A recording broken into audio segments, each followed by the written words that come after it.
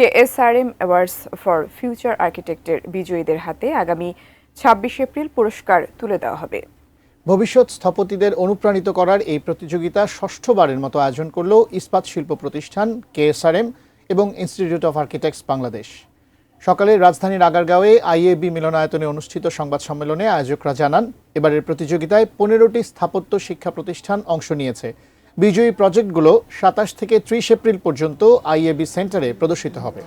সংবাদ সম্মেলনে KSRM এর মার্কেট রিসার্চ অ্যান্ড ডেভেলপমেন্টের মহাব্যবস্থাপক অবসরপ্রাপ্ত colonel engineer Ashfaqul Islam, IAB সভাপতি স্থপতি Abu Sayeed M Ahmed, award coordinator স্থপতি সাকিব আহসান চৌধুরী সহ উভয় প্রতিষ্ঠানের ঊর্ধ্বতন কর্মকর্তারা উপস্থিত ছিলেন। প্রতিযোগিতায় বিজয়ী ১ লাখ, দ্বিতীয় স্থান অধিকারী ৭৫ লাখ ও তৃতীয় স্থান অধিকারী ৫০,০০০ টাকা পুরস্কার পাবেন।